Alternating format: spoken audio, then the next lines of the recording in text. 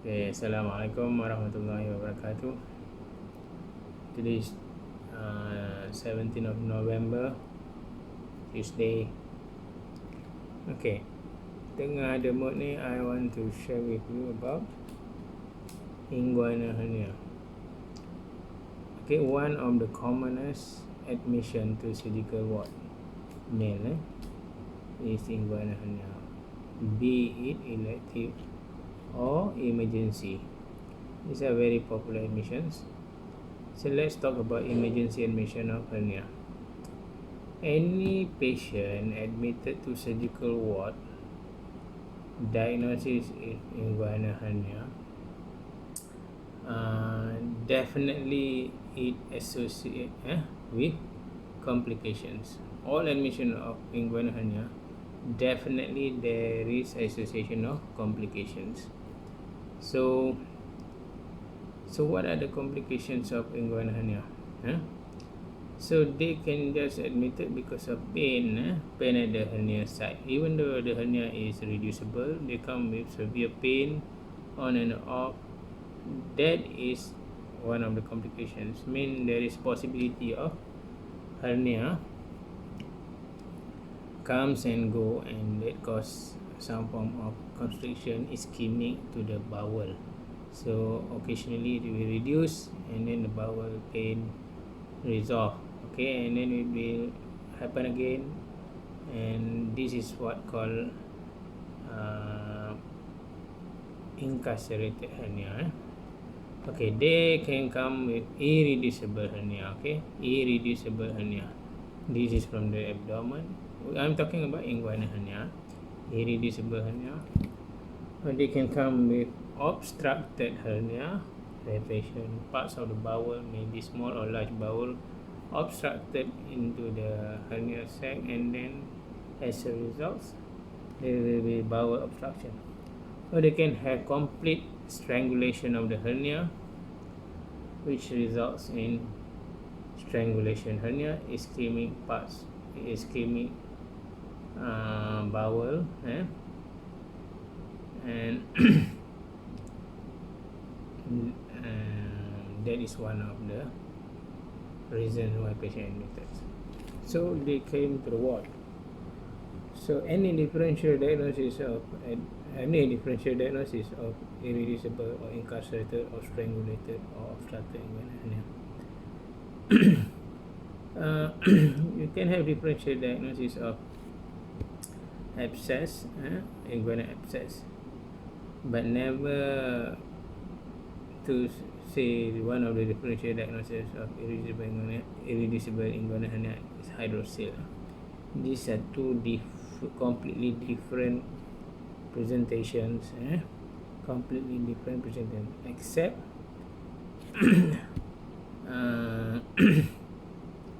what do you call that? One type of hydrocele, what do you call that?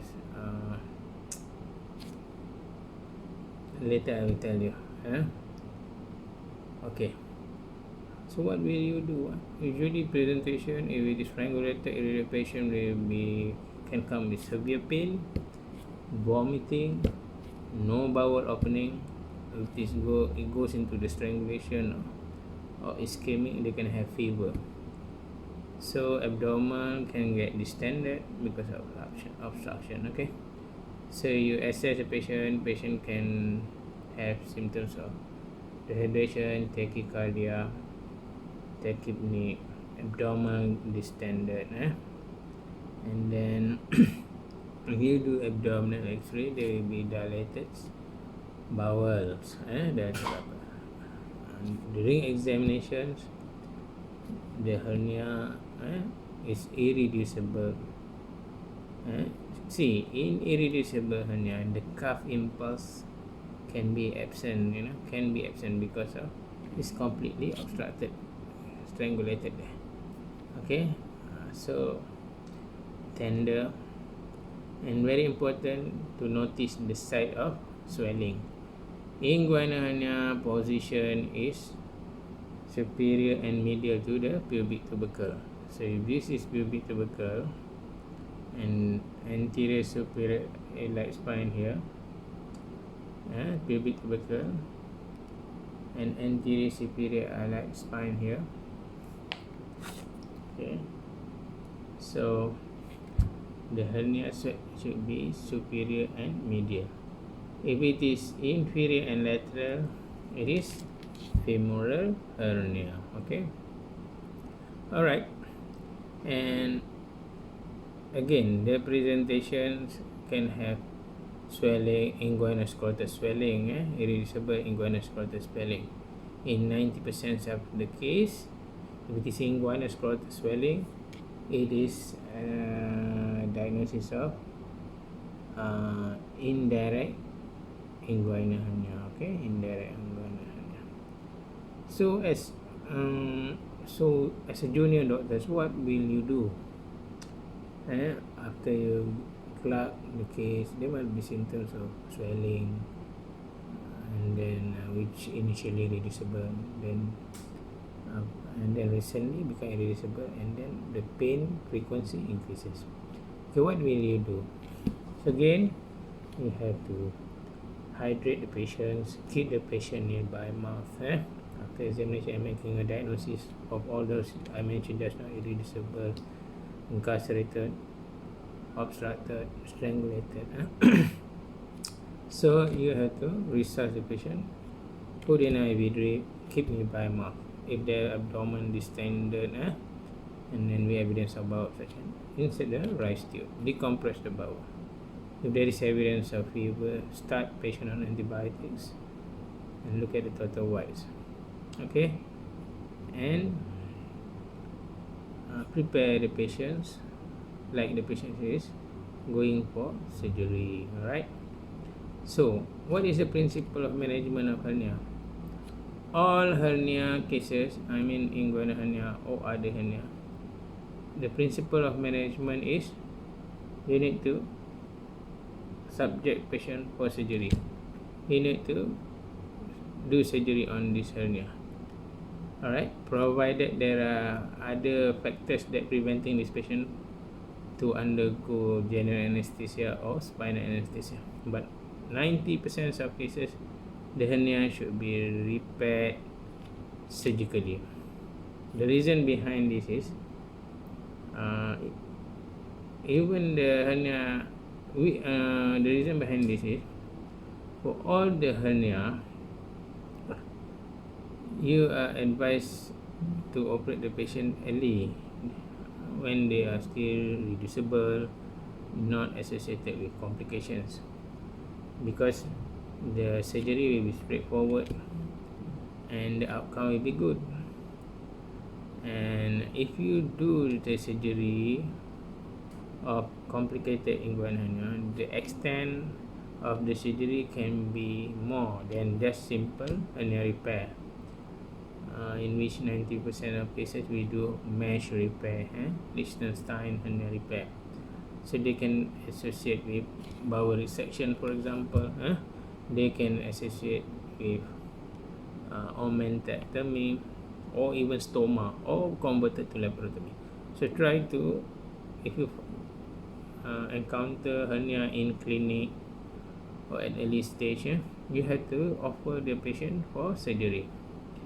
So whenever patient admitted for hernia with complications, like I said just now, this patient ideally should be offered surgery during the same admission. Don't send this patient home without surgery.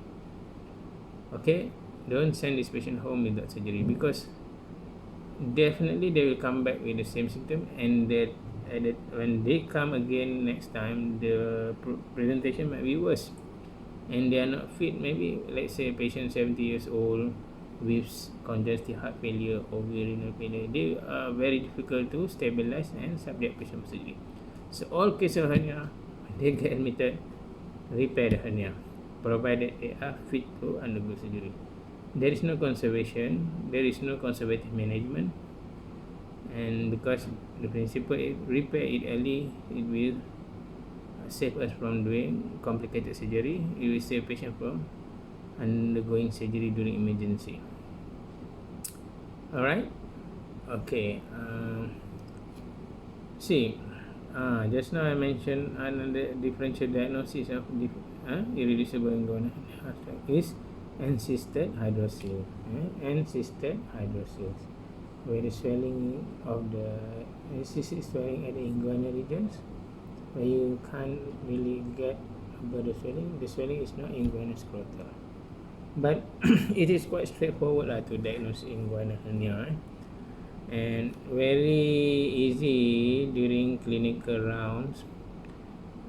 One words, if we ask you to differentiate, what is the difference between inguinal hernia and hydrocele? Many housemen during the doctor will say, oh, translamination positive in hernia, cuff impulse. Yes, everybody will say that. But one word that we would like to hear from you is, in inguinal hernia, you cannot get above the swelling. You cannot get above the swelling. That means the swelling is inguinal scrotal. If you can get above the swelling, it is hydrocele. Then come your translamination test positive, absence of cuff impulse in hydrocele. Okay, so remember that we cannot get above the swelling in inguinal hernia. Okay, before I end, okay, in inguinal hernia, majority of cases we reduce the hernia, we perform hernioplasty or mesh repair in adults, herniotomy in children. Okay, herniotomy means just we reduce the hernia site is transfixed at the neck, and then we cut the whole hernia, then we close the external oblique in children. Why we don't put mesh? Because in children the inguinal canal is almost superficial and the inguinal ring is just sit on each other. In adult, the inguinal canal 4 cm. In children is very short. So after you herniotomy, you just need to close the external oblique. In adult, the inguinal canal long 4 cm. So we have to put in mesh or repair it anatomically. I don't want to go into that, so we use mesh most of the time. We use mesh. Okay, when you make a diagnosis, not only in inguinal hernia, for other cases of obstructed jaundice or hepatoma, these are the 3 components you have to mention, okay, for junior doctors.